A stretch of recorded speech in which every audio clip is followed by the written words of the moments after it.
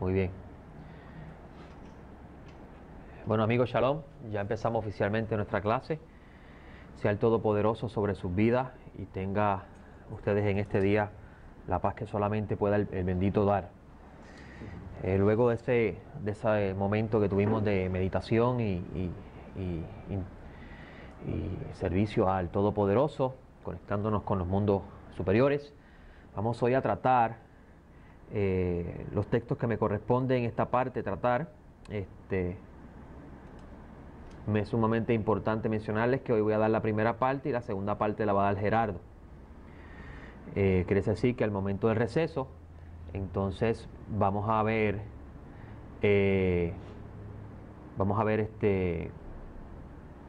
la enseñanza de Gerardo en su segunda parte. ¿Ok? Vamos a entonces tratar el tema de hoy. Quiero que vayan conmigo al libro de Zacarías, capítulo 8, versículo 22 al 23. Vamos a tratar ese versículo un momentito para entonces ir a las otras partes que vamos a tratar. En el día de hoy vamos a conocer un poco sobre unas enseñanzas que el maestro dio, que son sumamente valiosas comprenderlas, porque se han sacado fuera de su pensamiento hebraico, al igual que unas palabras de Shaul de Tarso que aparecen en una de sus cartas, donde se ha convertido ahora en el elemento para decidir quién tiene vida eterna y quién no, conforme a una confesión de fe, y fuera de la idea de lo que Pablo está tratando de transmitir, pero eso lo vamos a ver más adelante.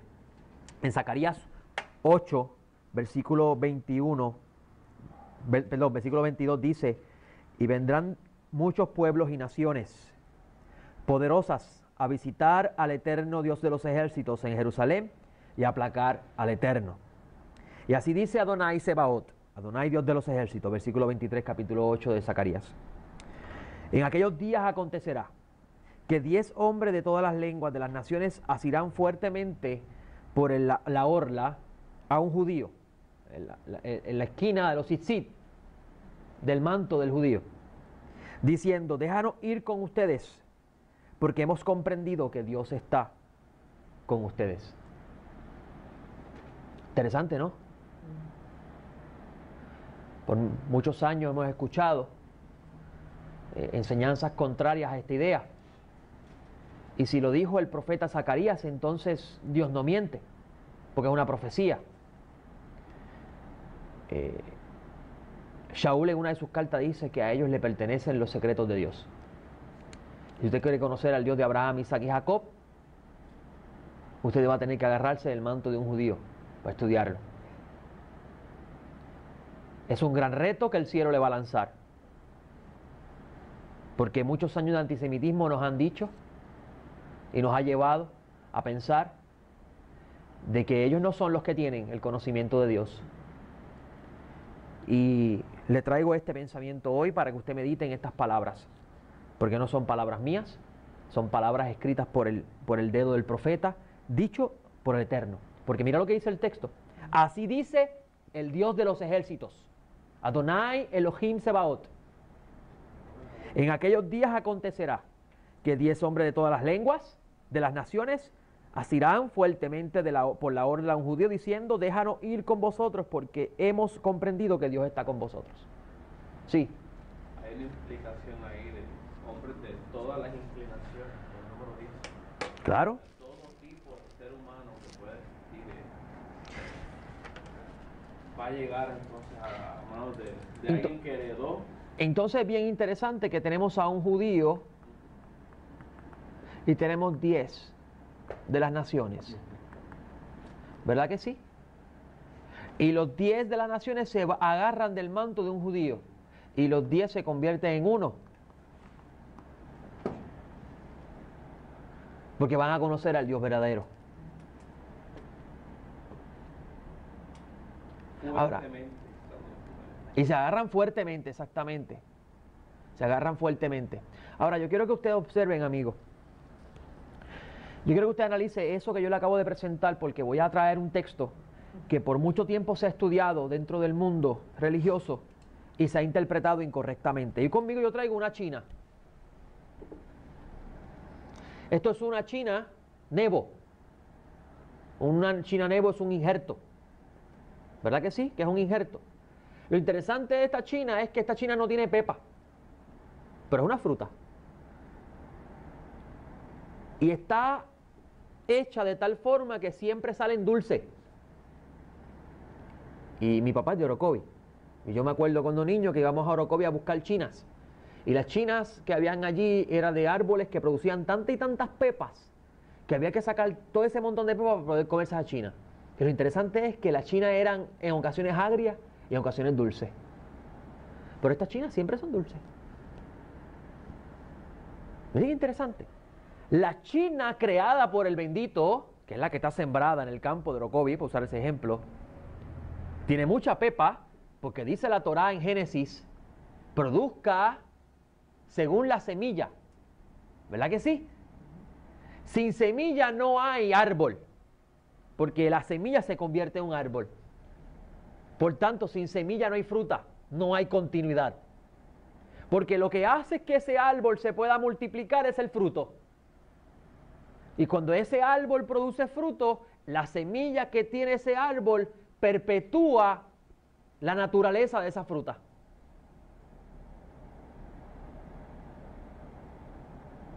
Entonces todo lo que creó Dios es bueno.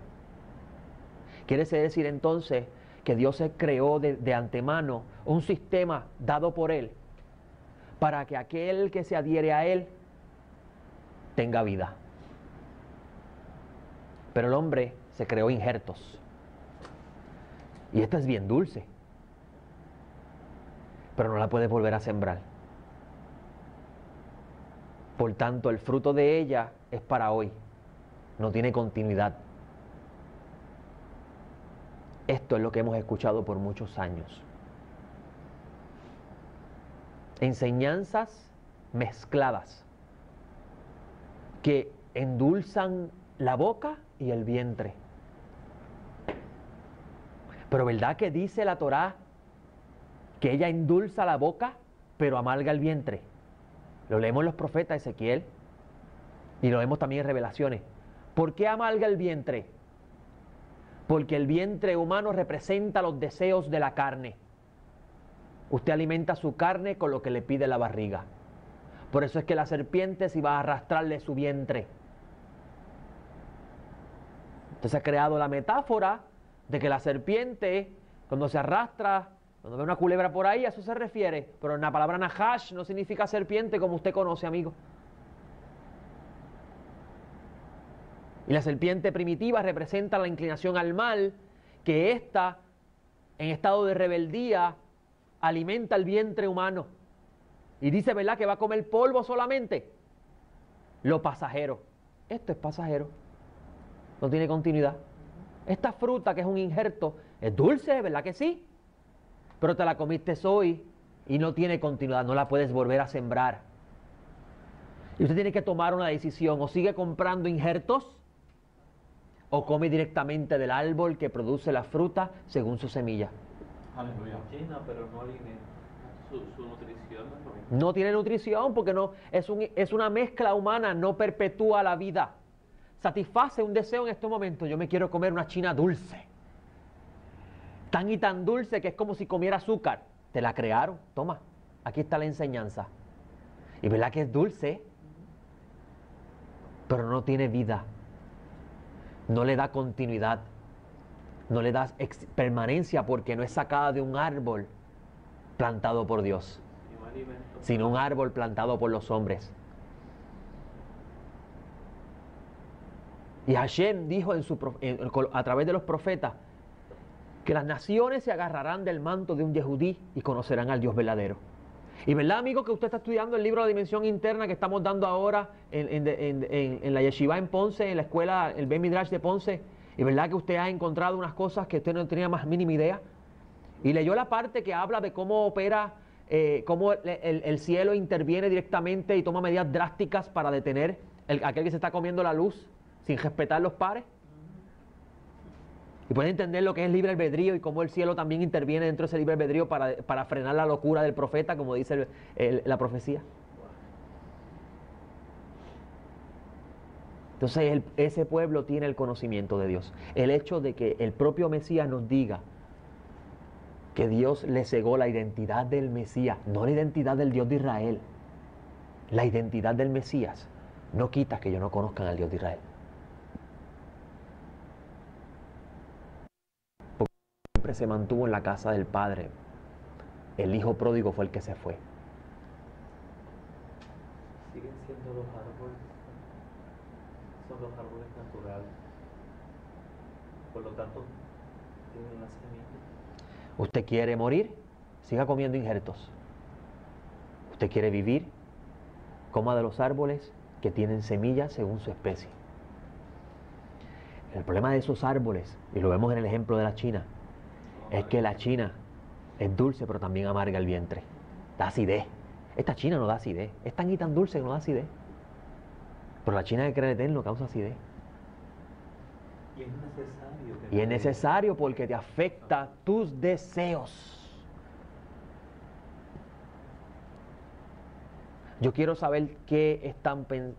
Yo quiero saber a qué fuentes están conectando los pseudoprofetas hoy en día que están hablando de prosperidad. Cuando los profetas lo que hicieron fue amonestar al pueblo para que se volvieran al Eterno.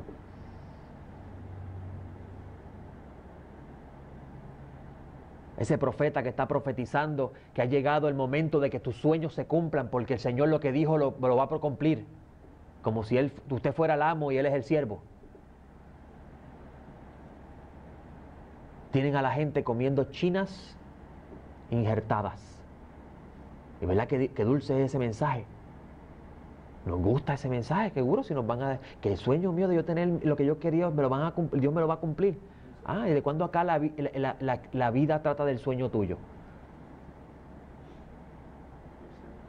El sueño de Joseph era vivir siempre en la casa de su padre y ser el heredero. Eso es lo que significaba el manto de colores que le dio el papá. Él es el heredero. Y por eso que vemos en la escritura dice, matemos al heredero. Pero el deseo de Hashem era llevarlo a él a Egipto, a convertirlo en esclavo, formarlo y luego salvar al pueblo a través de él. ¿Haces tu deseo o el de él? La decisión es tuya. Ahora, luego de explicar eso, sí, Víctor. Ahí se cumple lo que usted dijo ahorita. Una nación agarrada del manto de un judío para poder ser salvo. Así es. Ahora vamos a hablar de la salvación. Voy a empezar con Shaul de Tarso en vez de empezar con Mashiach. Vamos al libro de Romanos.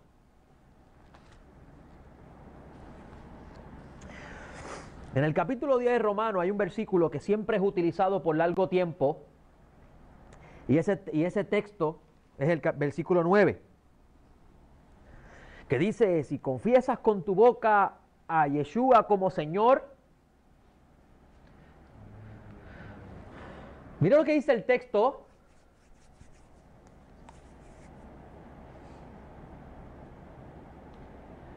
Le dijeron, usted escuchó por muchos años que si confiesas a Yeshua como Señor y Salvador, ¿verdad que sí?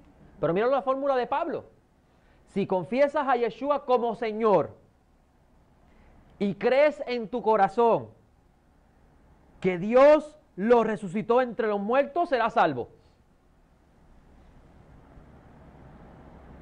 La fórmula que usted escucha hoy en día es confiesa a Jesús como Señor y Salvador, ¿verdad que sí? Pero Pablo dice, si confiesas a Jesús o a Yeshua como Señor y crees en tu corazón que Dios lo resucitó entre los muertos, serás salvo.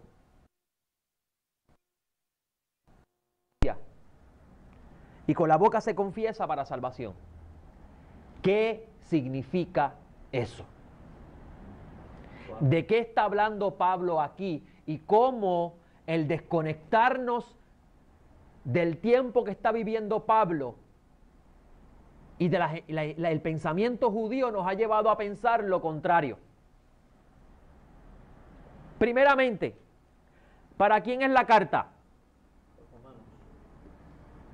La carta fue escrita para una comunidad de creyentes en Roma. Ok. Si viven en Roma, viven entre los gentiles. Es importante que usted sepa que la única cultura que el Imperio Romano permitía en las tierras que ellos conquistaron era la cultura judía. Fuera de eso, todos los demás que no fueran judíos, no judíos, que son de las naciones, gentiles, goim, tenían que jurarle fidelidad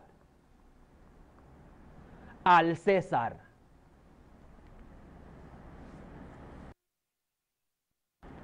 En tu casa, César era tu amo, tu rey, y tú eras siervo del César. Tú le pagabas impuestos, tributos y lealtad al César, quien era hijo del sol para la idea romana.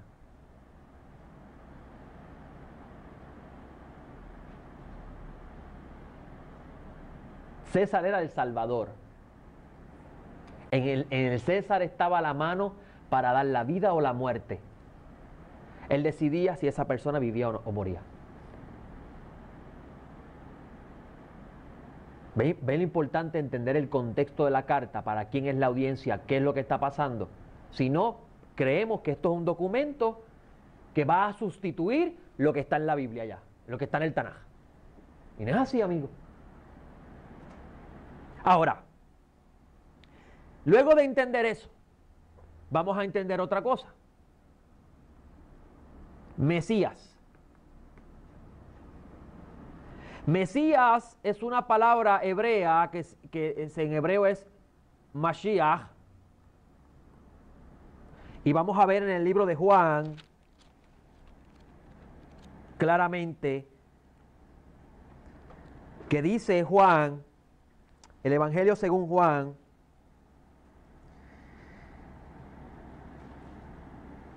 versículo 41 del capítulo 1 dice: lo primero que hizo fue hallar a su hermano Simón, estaba refiriéndose a Juan y su hermano Simón Pedro, con Andrés. Dice el texto: hemos hallado al Mesías, que traducido es ungido.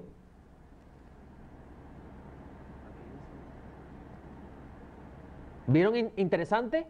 La palabra Mashiach lo que significa es ungido. Ungido, amigo. Ahora, más adelante en ese mismo capítulo usted va a encontrar en el versículo 49 que Natanael le dice a Mashiach, Yeshua: Rabí, maestro, tú eres el Hijo de Dios. Tú eres el Rey de Israel.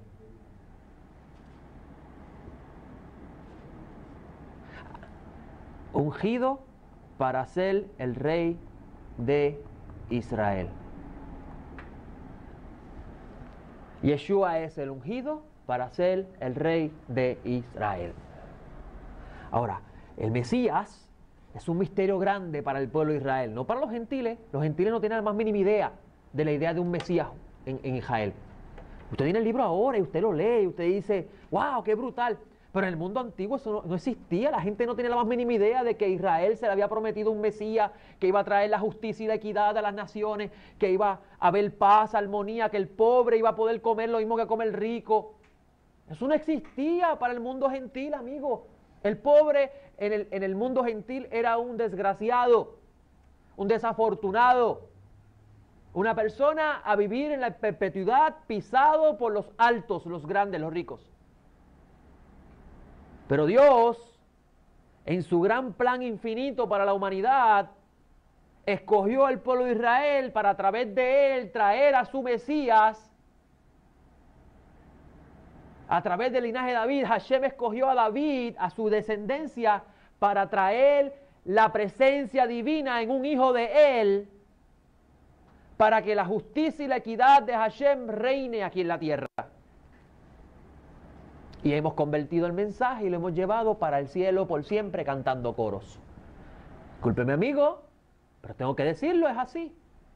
Hemos cambiado todo. Eso no es el mensaje de la Biblia.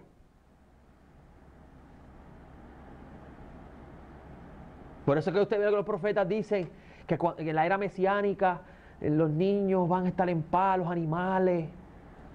Vamos a comer nuevamente lo que produce naturalmente la tierra. No va a haber opresores, no va a haber abuso, no va a haber maltrato. Eso el Eterno lo prometió no solamente a Israel, al mundo entero a través de Israel. ¿Verdad que dice el libro de Lucas? Hasta que se cumpla la era de los gentiles. Y la era de los gentiles lo vemos manifestado en el reino de Babilonia, en el reino de Egipto, en el reino de Grecia, en el reino de los medopersas, en el reino romano. ¿Verdad que sí? Que lo vemos. ¿Se está viendo? Sí. En el reino romano, los gentiles están gobernando el mundo y sus reyes. Y han sido opresores, maltratantes, abusivos. Pero al final, Hashem volverá a hacer que Jerusalén vuelva a ser el más alto de los montes. Porque allí se sentará su ungido y traerá justicia a las naciones. ¿Verdad que dicen los profetas? Y nacerá el sol de justicia.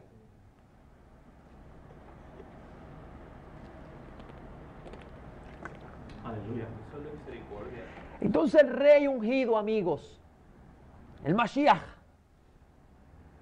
es el rey futuro de la era mesiánica, donde todo el mundo vivirá en paz y ya no habrá envidia entre hermanos, ya no habrá muerte, ya no habrá destrucción, abusos. Por eso es que usted está viendo el mundo corriendo de la esclavitud como ocurrió en Egipto. Porque usted no puede desear el reino de la justicia si usted no vive en esclavitud, en abuso. ¿Verdad que hoy los jueces aceptan soborno y juzgan a favor de quien le pagó el soborno? Eso Adonai, Rey del Universo, lo ha permitido para que usted desee el reino de la justicia.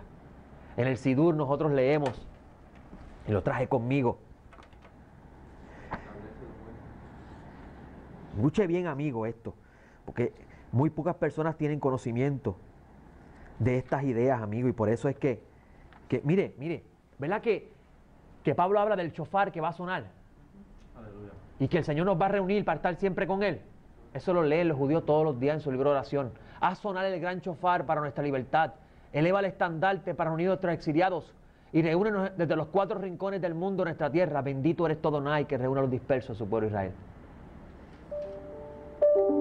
Mire qué interesante, amigo. Después de eso viene, restablece a nuestros jueces como al principio, y a nuestros consejeros como el inicio. Quita a nosotros la tristeza y el suspiro, y reina solo tú sobre nosotros, Adonai, con bondad y compasión, con rectitud y con justicia. Bendito eres tú, Adonai, Rey que ama la rectitud y la justicia.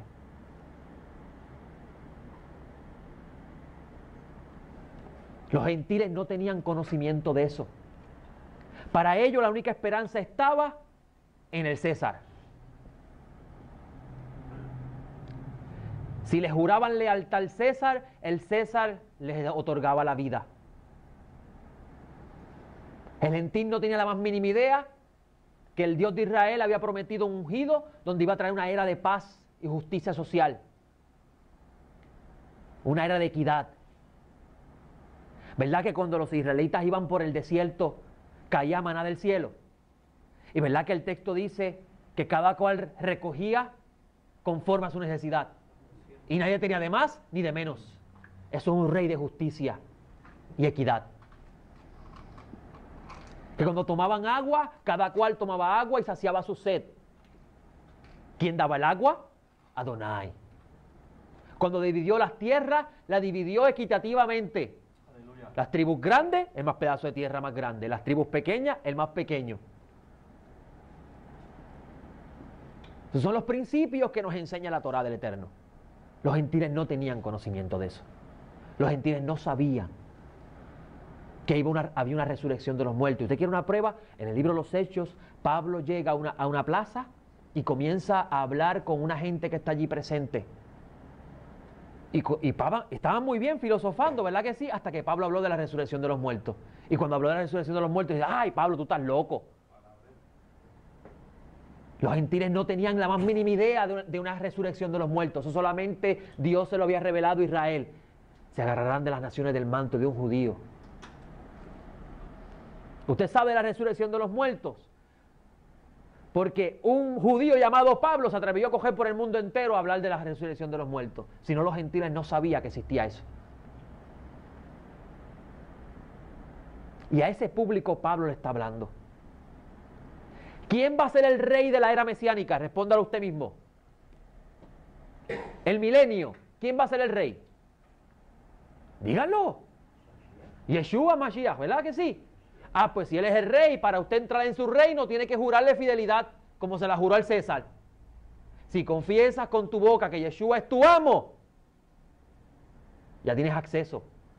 Lealtad. Lealtad.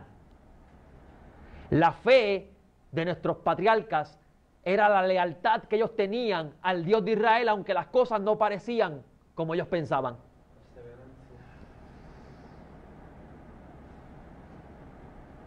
¿Vas entendiendo, amigo? Ahora, permíteme un segundito. Shaul en su fórmula dice también,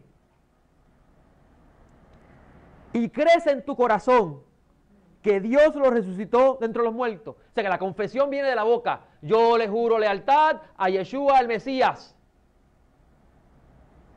Lo mismo que hizo el pueblo de Israel en el desierto, cuando salió de Egipto. Todo lo que él diga, haremos. La misma idea, amigo. Y después viene y dice, y crees en tu corazón una convicción de que la resurrección de los muertos es real. De los 13 principios de fe del judaísmo escrito por Maimónides, uno está la resurrección de los muertos. Y dicen los sabios de Israel, el que no cree en la resurrección de los muertos es un hereje, porque es uno de los principios de fe que está escrito en la Torá.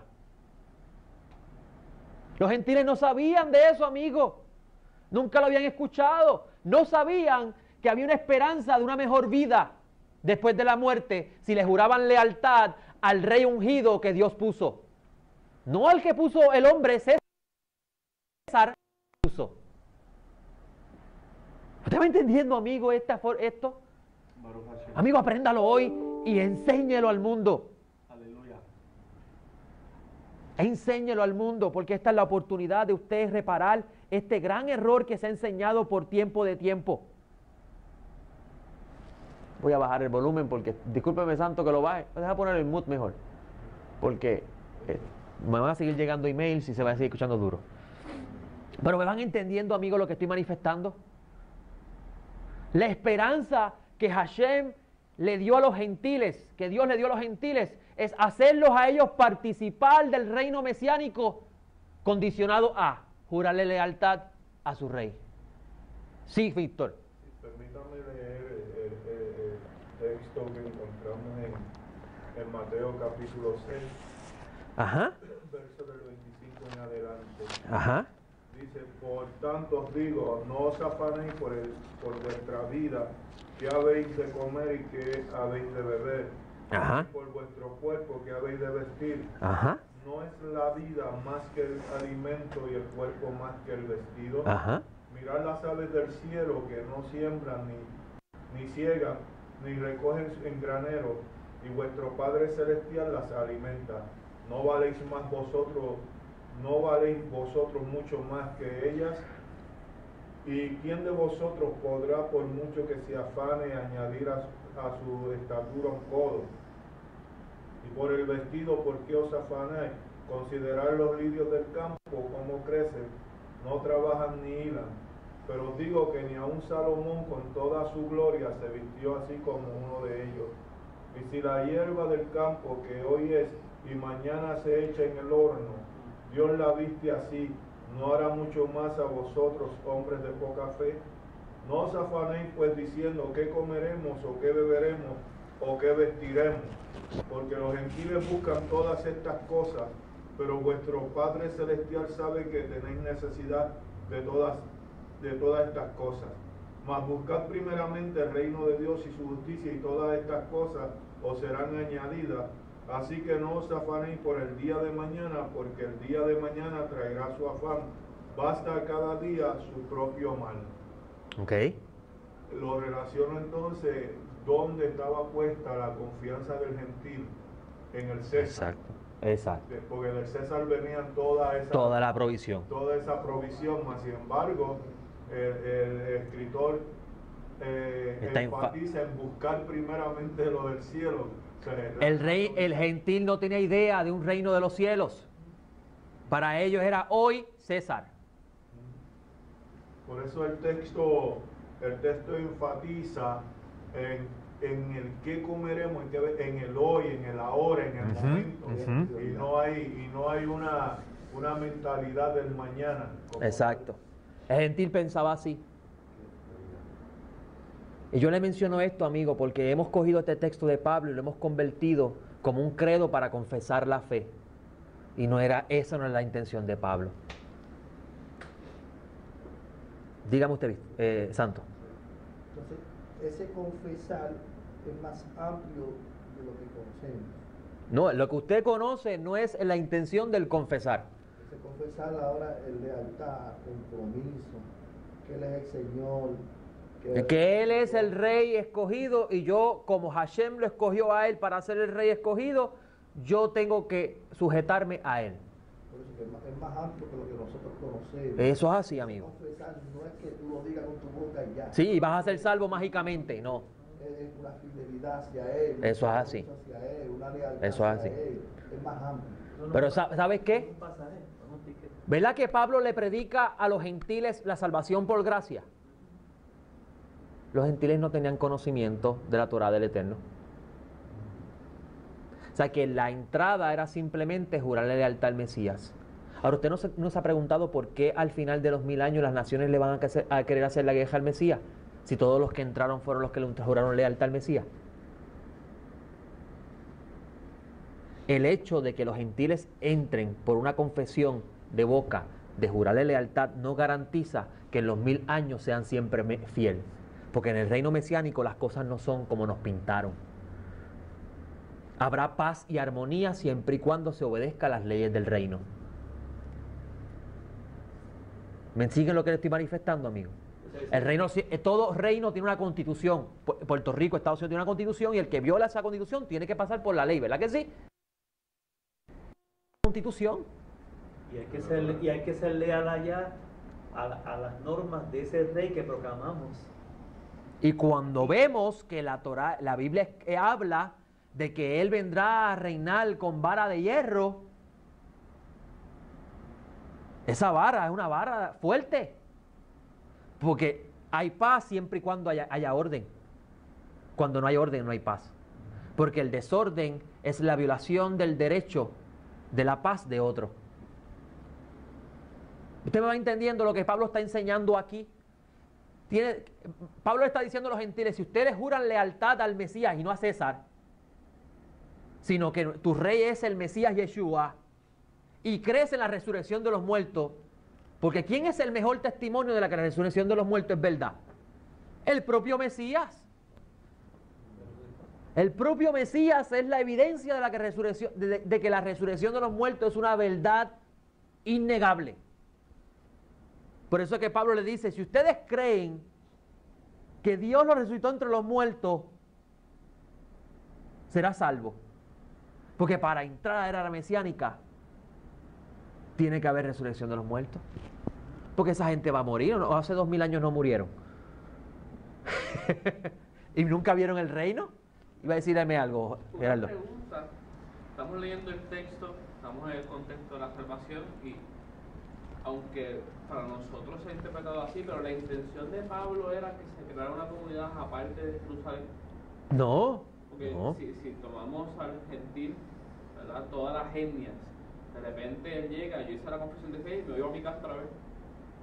O sea, yo simplemente con la confesión de fe y sigo mi vida como yo quería, o yo me internaba algo y aprendía y pasaba por unos procesos, porque nuestra mentalidad siempre mi vida. hago esta profesión de fe y sigo y no hay más nada que me sujete, no tengo que pasar por ningún otro proceso y no creo que esa fue la intención de Pablo. No, porque luego que usted le jura lealtad al Mesías, entonces tiene que enseñar, tiene que aprender cómo es ese reino. Y vivir lo que Cuáles son las promesas que hay dentro de ese reino. Y cómo usted puede revertir la pirámide. Y aún en contexto de Escuche bien, formación. aquí separaban la clase elite. Ajá. El de acá abajo no tenía acceso acá arriba. Pero Pablo dice en sus enseñanzas que si usted le jura lealtad al rey Mesías, soy Yeshua, tu desgracia de vivir en la parte de abajo se puede convertir en honra, porque si te apegas a Él y sigues al Dios de Israel, te vas a sentar en la mesa con Él. María lo dice en Magnífica. Explíquese mejor, que no lo escuché. María dice que es el Mesías cogió a los ricos y los humilló y a los pobres Lo exaltó. los exaltó. Sí. A eso me refiero. Sí. Entonces, amigo, cuando usted le jura lealtad al Mesías y cree en la resurrección de los muertos, su estado de vergüenza se convierte en un estado de honra. Si se apega a Él, su estado degradado, porque hubo un momento en la historia que un ancestro suyo tomó una decisión que lo afectó a usted. Supongamos, Víctor, que su ancestro de 7 generaciones atrás era dueño de un pedazo de tierra de agricultura, tenía hacendado, una clase muy rica. Pero por un acto injusto del que estaba arriba, él perdió la tierra. Toda su generación quedó degradada, perdió su herencia. Y usted ahora vive como degradado. Si usted le jura lealtad al Mesías y cree en la resurrección de los muertos y camina como él anduvo, usted va a tener un espacio en la mesa del rey, y entonces su degradación se convertirá en exaltación. Diga usted, amigo. Entonces es cuando afirmamos que el yo tiene que morir para que resucite Él en mí. Por eso es que ya no vivo yo, que Él vive en mí. Eso es un proceso, sí. Yo tengo que morir a mi yo, a mis Claro. cosas, a mi pasado, para que la resurrección de Cristo brille en mí. Cuando nos referimos a morir al pasado, nos estamos refiriendo a sus deseos. Los deseos. Porque el enemigo suyo, el enemigo de Dios no es el diablo, es usted. Yo mismo. Es usted que va tras los deseos suyos en la vida y es capaz de matar para cumplirlos. Es capaz de asesinar, es capaz de robar, es capaz de mentir para lograr alimentar su vientre. Pero todo lo que usted logra es pasajero porque está en el vientre y va a la letrina. ¿Recuerda la clase del Baal peor que enseñamos? Por eso que Mashiach dice, buscad el reino y su justicia. Los gentiles no sabían que existía un reino y su justicia. Ahora lo vamos a aprender a través de ¿quién? De un grupo de judíos. Porque Simón, Kefa, Pedro, Juan, Mateo, Pablo, esos eran judíos. Ellos son los que saben que hay una resurrección de los muertos. Ellos son los que saben que hay una esperanza mesiánica, una era de paz, una oportunidad a las naciones de participar de la herencia de los santos, como enseña Shaul en una de sus cartas. Son testigos.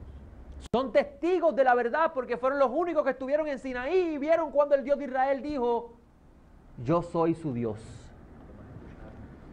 Todo el mundo escuchó. Alguien levantó la mano y no vi. Sí, Víctor. Lo que dice Saúl, que si no creemos en que el Mesías resucitó, Van a nuestra esperanza. Claro. nuestra esperanza. Comamos y bebamos y mañana morimos. De nada nos vale entonces este esfuerzo que estamos haciendo de alcanzar la kedushá, la santidad, para sentarnos en la mesa en el palacio del rey, si no hay resurrección de los muertos. Yo quería decir, a Pablo, cuando Pablo comenzó a hablar de esas ideas, le llamaron palabrero. Interesante porque en ese tiempo palabrero era la imagen de un ave que iba y coleccionaba semillas de diferentes frutos que los metía en el nido. para hacer referencia de que él iba por los zapacones, o también que era el que iba cogiendo por los zapacones, desperdicios. Luego se incorporó a un ave que coleccionaba diferentes semillas en el nido para hacerle saber que es lo que tiene un sincretismo. Y realmente cuando escuchamos hoy en día la predicación, realmente es eso, una mezcla de semillas, no una semilla. Interesante argumento. Interesante. Entonces, ¿cómo llegamos a esta idea moderna de las palabras mágicas para ser salvo? Les digo así, amigo, no se moleste conmigo, pero es una verdad y no podemos taparla. ¿Cómo de repente sacamos una oración que si usted la hace va a ser salvo? Y si está en tu lecho de muerte y me apretaste el dedo, pues ya eres salvo. Nosotros somos los que decidimos ahora quién es salvo y quién no. Shaul nunca habló de eso. Shaul dijo, ¿crees en la esperanza de la era mesiánica? Porque la era mesiánica y el Mesías son lo mismo. Sin el Mesías no hay era mesiánica. ¿Crees en la esperanza de la era mesiánica? De un reino de paz, con un rey puesto por Dios. Sí, lo cree, séle fiel a él. Ya él vino, se llama Yeshua. ¿Cree en la resurrección de los muertos? ¿Qué es eso? Ah, que cuando esto muera, va a ser transformado al cuerpo que tenía. ¿Y quién era Adán? Adán fue un ser humano que se rebeló a Dios y la rebelión le trajo la muerte. Tú vives degradado porque tus ancestros fueron rebeldes y tú has participado de esa rebelión. Dile a Hashem que te perdone tu rebelión y cree en la resurrección y tu desgracia se convertirá en honra. Baruch Hashem. Aleluya. Ya está. Ya está. ¿Cómo cambiamos eso, amigo? Tiene que ir a la historia. ¿Te acuerdas cuando íbamos en el carro y me hiciste una pregunta hace tiempo atrás? Que no viene el tema ahora. Y yo te dije no, y te quedaste en shock. Esto es lo que tienes que conocer para entender eso. No es la conversión al Mesías lo que te va a garantizar la era mesiánica. La teshuvá, que es la palabra conversión, es al Padre. Aleluya. Porque toda la humanidad viene de Él. Él es el emanador que hizo todos los seres creados. Y el instrumento para que la humanidad degradada pudiera accesar al rey que vive en el palacio más alto y nadie puede entrar, solamente el Hijo, es el rey que Él escogió. Y a través de tu fidelidad a Él tienes entrada. No a convertirte a Él, tu fidelidad a Él. Que cuando Él venga, yo me voy a sujetar a Él. Amigo, lo que usted ha escuchado. Y lo triste de todo esto es que en los mismos libros de los eruditos de las universidades cristianos y judíos dicen lo que yo le estoy diciendo. Pero cuando se trata de la práctica religiosa, los mismos esos eruditos dicen, no, no es así, es la confesión, es el credo que nosotros hemos enseñado. Conociendo la verdad. ¿Por qué? Porque dañaría la autoridad que tiene la iglesia. Roma todavía gobierna. Sí, amigo. Lo que pasa es que también se está utilizando mucho. Hay un versículo bíblico donde Jesús dice que si me confesaré delante de los hombres, yo los confesaré delante del Padre. Y yo creo que de ahí que parte ese pensamiento de que si tú lo confiesas delante de los hombres, con la confesión nada más, ya eres salvo. Pero estamos sacando esa idea fuera del contexto geográfico, político, social de la época, porque Yeshua le habló a una generación que estaba viviendo sujeta bajo un imperio opresor, abusivo, violador, quitador de riqueza, y le estaba diciendo, si me confiesas a mí delante de los hombres, aunque tu desgracia va a venir, porque el imperio se va a volver en contra tuya, porque ya no tu amo no es César, sino yo, cuando mueras, yo delante de mi Padre te voy a confesar. Recuerda que Él es el Rey ungido. A Él le pertenece todo. ¿Verdad que Pablo dice? Todo fue hecho por Él y para Él. Aleluya. Pero tienes una decisión.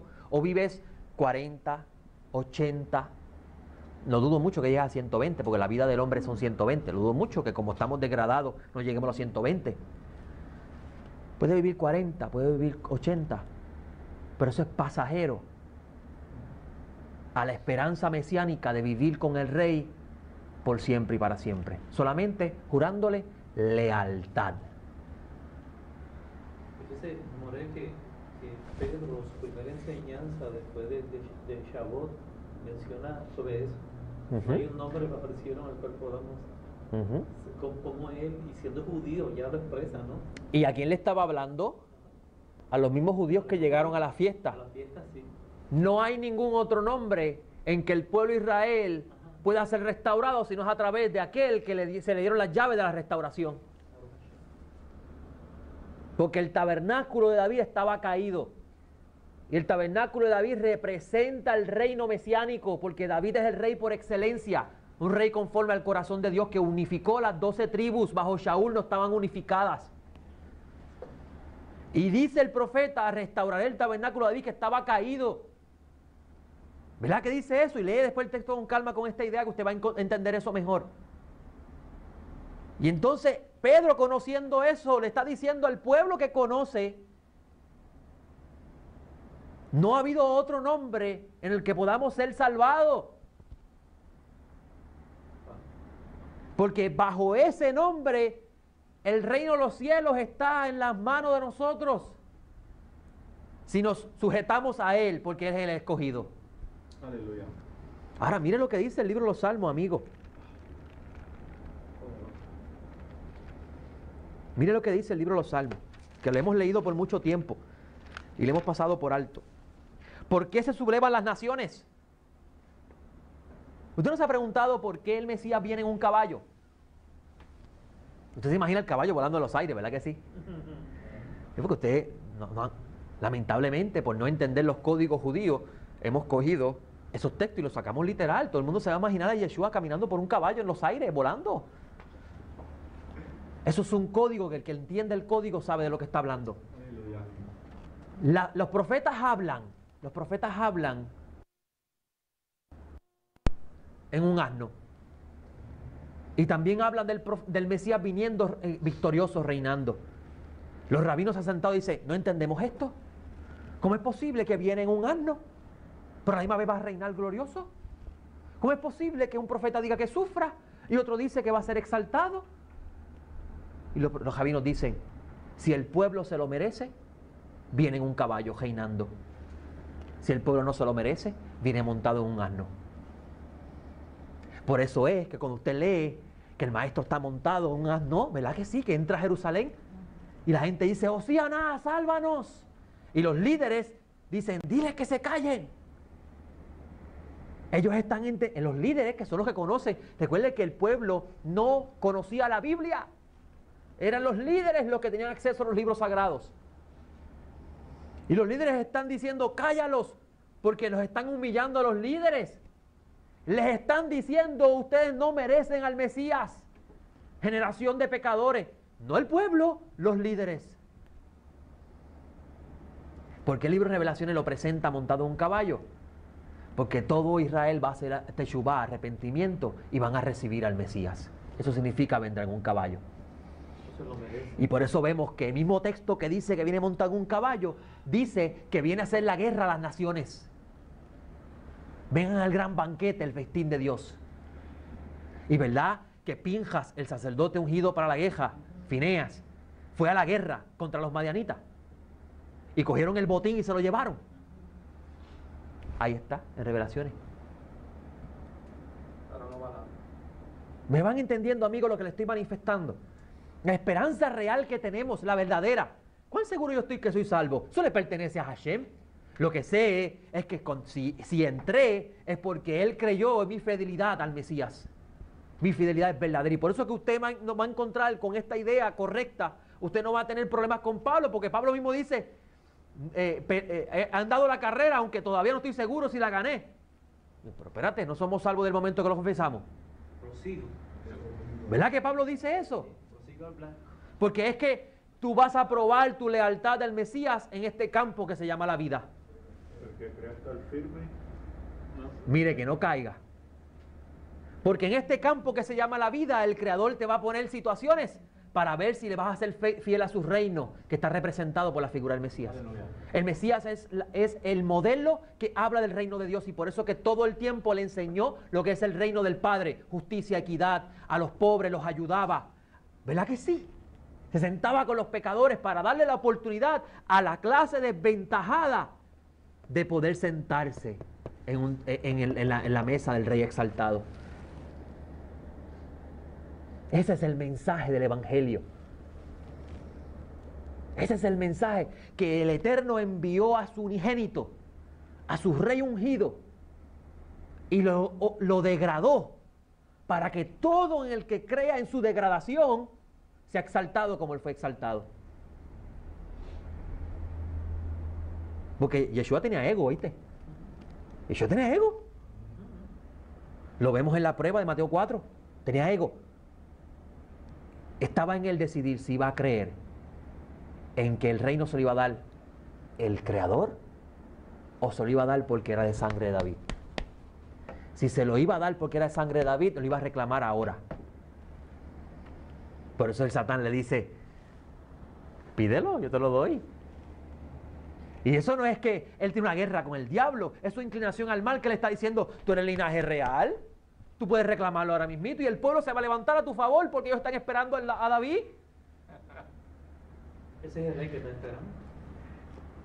Y él le dice, que miren lo que está diciéndole al Satán. Por eso el Espíritu Santo lo llevó al desierto para probarlo, porque tiene un ego. Pero el que dice, se sujetó a su padre.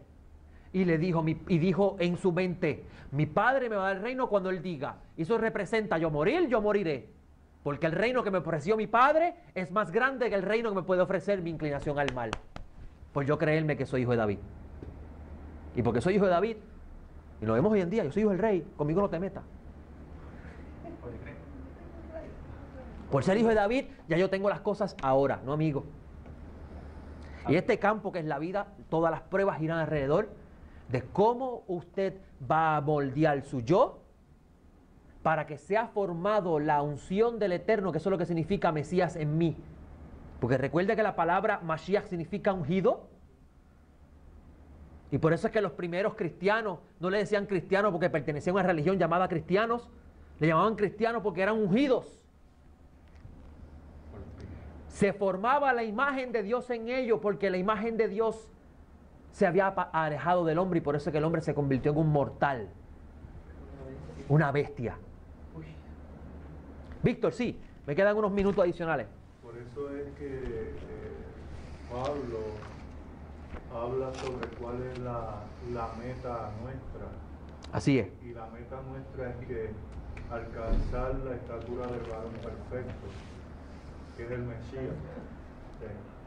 Entonces cada uno de nosotros en ese aspecto pues, tenemos que dirigir nuestra búsqueda no a alcanzar ser salvos como se presenta hoy, sino claro, alcanzar la estatura del varón perfecto. El postrer Adán que hablaba Pablo. Adán, ¿por qué? Porque él es nuestra imagen, él es lo que representa nuestra búsqueda. El primer Adán era un ser espiritual. Él decidió ser un ser carnal. Usted nació y usted, desde que usted nació, era un ser espiritual. Usted decidió ser un ser carnal. Porque usted fue hecho a imagen de Dios. Usted decidió convertirse en imagen del Adán caído. Y entonces Pablo nos enseña que podemos alcanzar otra vez el estado de Adán espiritual si imitamos al Mesías. Eso no es una fórmula mágica, yo creo y ya soy espiritual. Es un proceso y por eso que Pablo enseña que la Torah es útil, la Escritura es útil para enseñar al hombre el camino de la vida, para que el hombre esté perfectamente balanceado. Porque esto es una carrera. Esto es una carrera. Entonces tenemos que ver las situaciones de la vida como enviadas por el Eterno para probar tu fidelidad y tu formación. Ok, ya tengo paciencia. Vamos a ver si tienes paciencia. Hoy te voy a poner una situación difícil y vamos a ver cómo tú la manejas. Porque si yo te tengo a ti, yo he puesto el ojo, mire lo que escucha esta parábola. Si yo tengo puesto el ojo sobre ti, yo soy el rey, para que tú seas el que se va a encargar del área de la distribución de alimentos correctamente, yo tengo que probarte a ver si tú vas a aceptar soborno.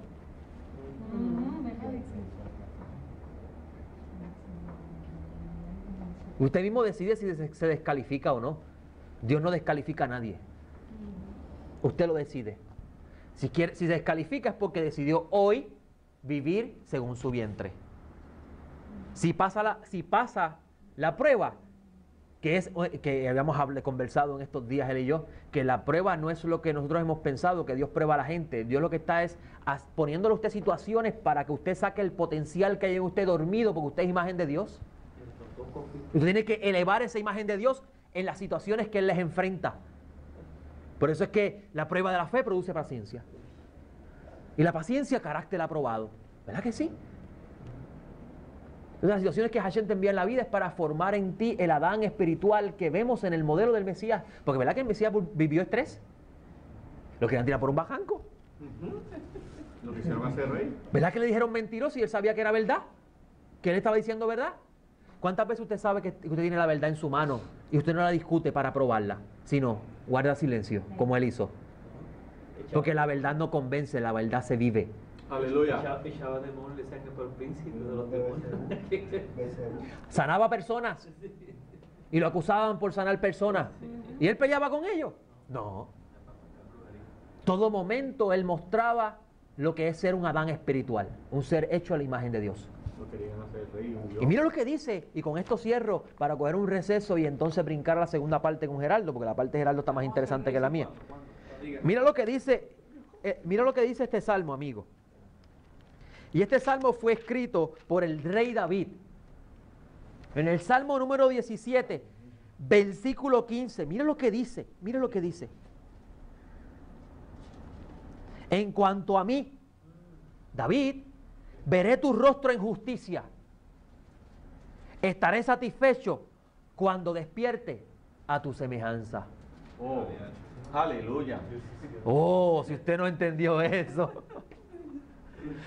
David es el modelo de lo que es la formación de Dios en un hombre. Como le decía yo a mi hermano Edwin de camino entrando para acá, Hashem metió las manos y formó a David del polvo. ¿Por qué lo formó del polvo? David era un hombre degradado, sus hermanos lo rechazaban, su papá no lo quería, degradado completamente. Aleluya. Y él viviendo como siervo en el campo de su familia, cuidando las ovejas del rebaño de su padre, el Eterno le enviaba osos, leones, problemas, situaciones. No encontraba pasto para sus ovejas, pero caminaba a distancias largas, perseverando, formando el Eterno ese hombre sin que se diera cuenta, hasta que llegó el día de honrarlo y convertirlo en rey. Y David, conforme al corazón del bendito, viendo que toda situación de la vida era una forma en el Eterno sacar en él la imagen divina, dice, estaré satisfecho, es decir, entiendo que estaré completo cuando despierte a tu semejanza. Aleluya. Y vaya al libro de Génesis, Dios hizo al hombre a su imagen, no lo hizo a su semejanza. Suya, si usted dice, Hashem, méteme las manos, fórmame del barro. Aleluya. Con esto cierro, vamos a un receso de unos minutos y entonces brincamos a la segunda parte. ¿Está bien? ¿Alguna pregunta para cerrar? Entonces vamos a descansar aquí hasta el momento.